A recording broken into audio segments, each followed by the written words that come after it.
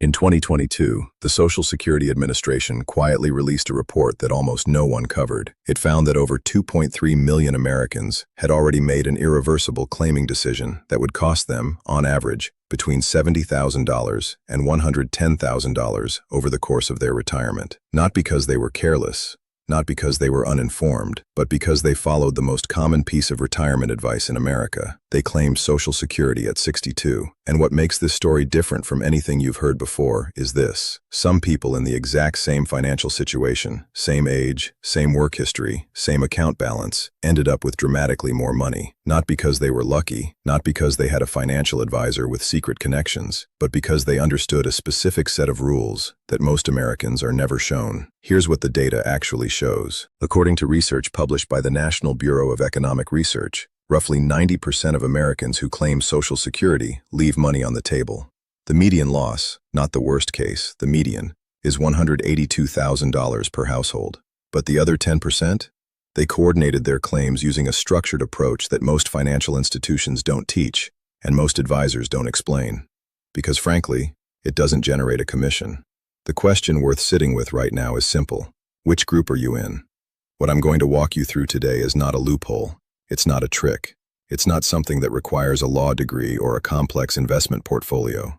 It is a claiming framework, a specific sequence of decisions that determines whether your Social Security benefits function as a modest income supplement or as a six-figure financial anchor that protects everything else you've built.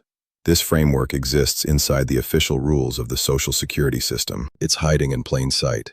But the way those rules interact with each other, with your taxes, your Medicare costs, your spouse's benefits, and your other retirement income, creates a pattern that very few people ever see clearly before it's too late to change course.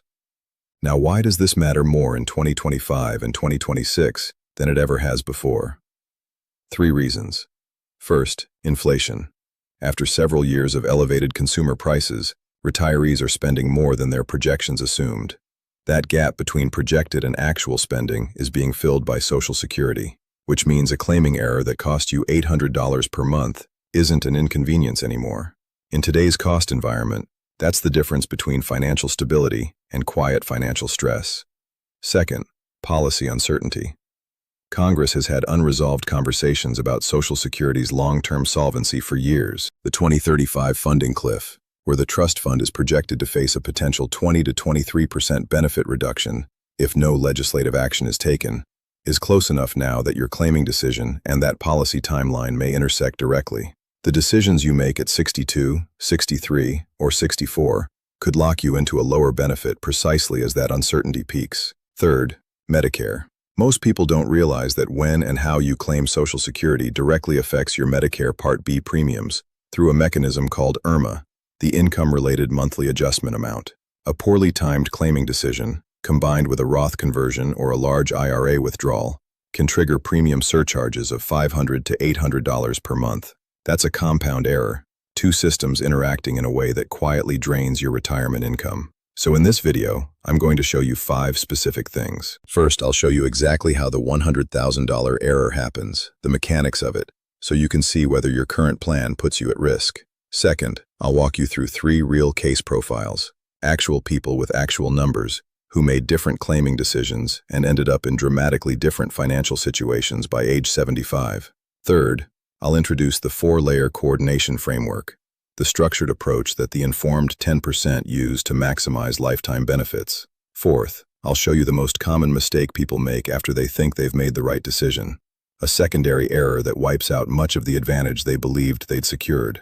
And fifth, I'll share a bonus insight about a tax timing strategy that, when paired with the right claiming age, can recover tens of thousands of dollars that most retirees unknowingly surrender to the IRS. I've spent the better part of 2 decades studying how retirement income systems work, not in theory, but in practice. I've reviewed hundreds of real claiming scenarios, sat through congressional testimony on Social Security policy, and spent years analyzing the gap between what the system offers and what most Americans actually receive. What I've found, consistently, is that the difference between a well-funded retirement and a strained one is rarely about how much someone saved.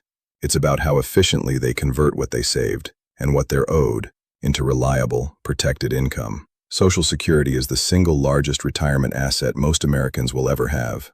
For a middle-income household, the lifetime value of optimized Social Security benefits can exceed $800,000. Most people treat it like a minor line item. The informed minority treat it like what it is, the foundation of their entire retirement income architecture. Let me introduce you to Richard.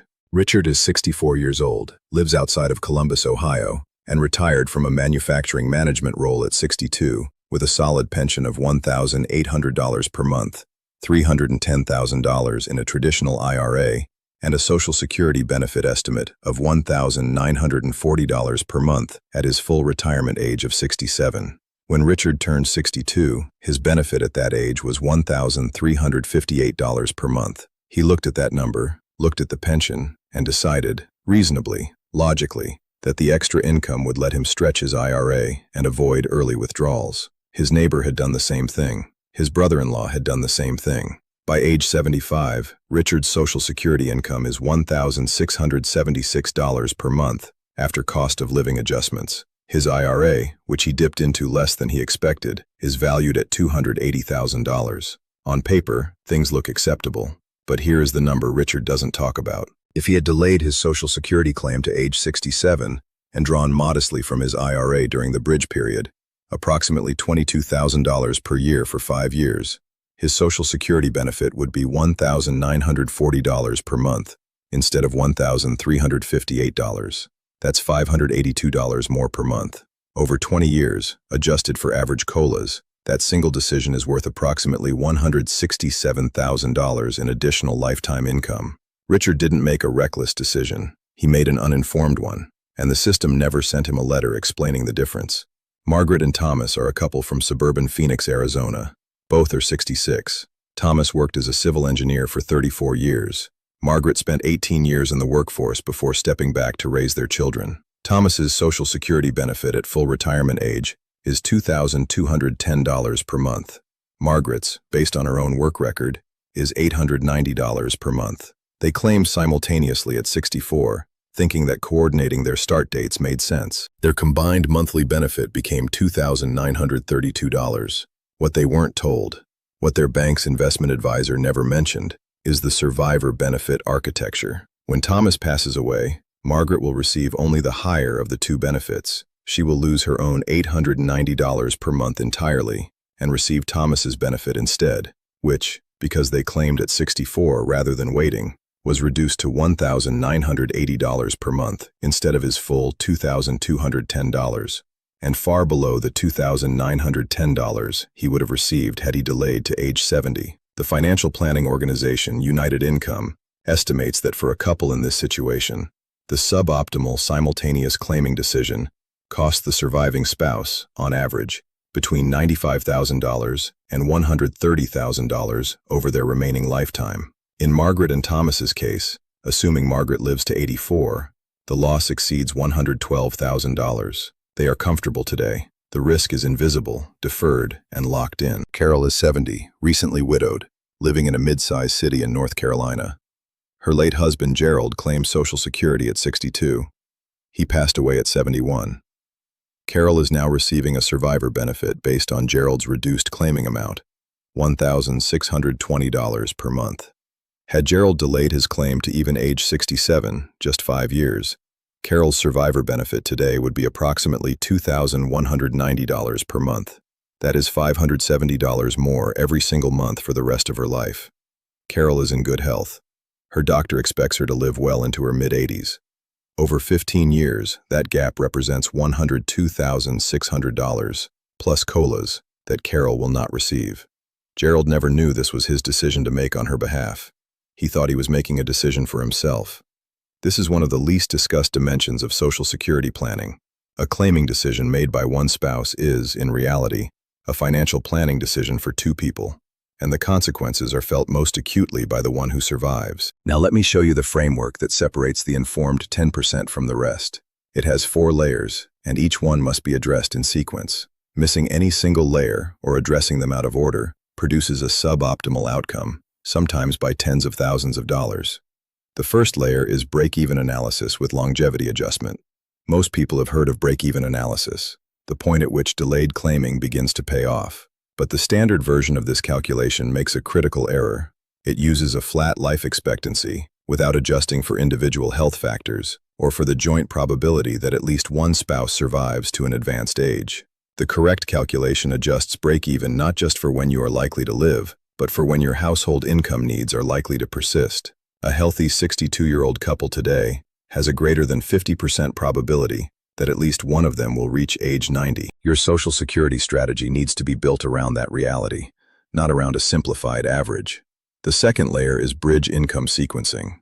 This is the mechanism that makes delayed claiming practically achievable. If you delay Social Security, you need income to live on during the gap years. The sequence in which you draw from your available accounts, pension, IRA, Roth IRA, taxable accounts, during that bridge period, has direct consequences for your tax rate, your Medicare premiums, and your long-term account balances.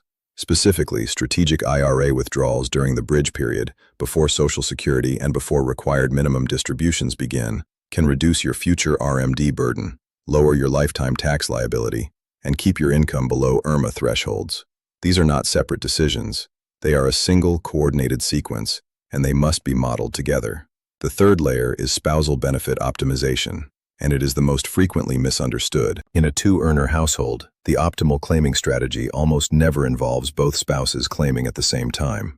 The mathematics of the survivor benefit, which will pay the higher of the two individual benefits to the surviving spouse, means that the higher earner has a compelling reason to delay as long as reasonably possible, while the lower earner's timing is more flexible.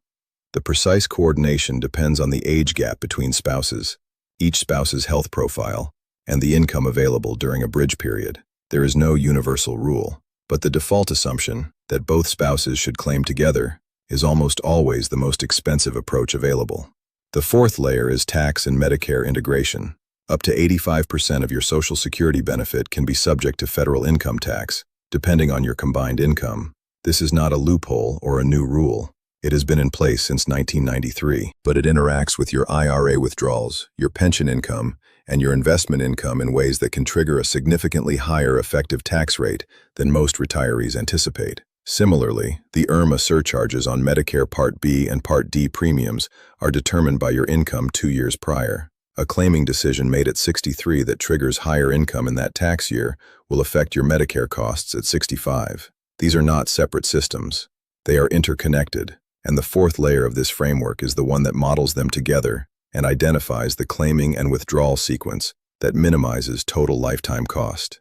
Now, what happens when people apply part of this framework but skip a layer? The most common partial failure is what I call the delay without bridge trap. A retiree understands the value of delaying Social Security to 70, delays successfully, but funds the gap years by drawing heavily from a traditional IRA without considering the tax or RMD consequences. By the time Social Security begins at 70, their combined income, Social Security plus RMDs, pushes them into a higher tax bracket and triggers IRMA surcharges. The benefit they delayed for is partially consumed by tax costs they could have avoided with a properly sequenced bridge strategy. The second partial failure is the spousal claim without survivor modeling. A couple optimizes their own individual break-even calculations correctly, but never models the survivor scenario. The higher earner claims at 67 instead of 70 because the individual break-even looked favorable. But in the survivor analysis, that 3-year difference represents $87,000 in foregone income for the surviving spouse. The system, used incompletely, can give you confidence you haven't earned yet. Here is the advanced insight I promised. Between the age you retire and the age you begin claiming Social Security, there is often a window, sometimes 2, 3, or 5 years long, during which your taxable income is at its lowest point in decades. No Social Security income, reduced or eliminated wages, RMDs haven't started yet. This window is one of the most powerful tax planning opportunities in your entire financial life. Strategic Roth conversions during this period, converting a portion of your traditional IRA to a Roth IRA each year, up to but not exceeding the top of a lower tax bracket, can permanently reduce your future RMD burden, lower your lifetime tax payments, and reduce IRMA exposure in later years. A properly executed Roth conversion strategy during the bridge period, coordinated with your Social Security delay, can recover $40,000 to $90,000 in lifetime tax savings. This is not hypothetical. It is a mathematical consequence of the structure of the tax code, and it is available to anyone who plans around it deliberately.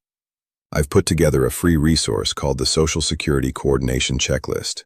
It walks you through all 4 layers of the framework, includes the specific questions you need to ask before making a claiming decision, and flags the most common errors so you can identify whether your current plan has any of them. There's no sales pitch attached to it.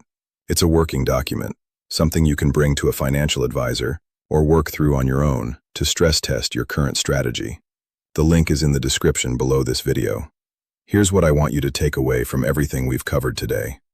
The retirees who protect their Social Security income, who walk away with $100,000 or $150,000 more in lifetime benefits than their neighbors, are not more fortunate.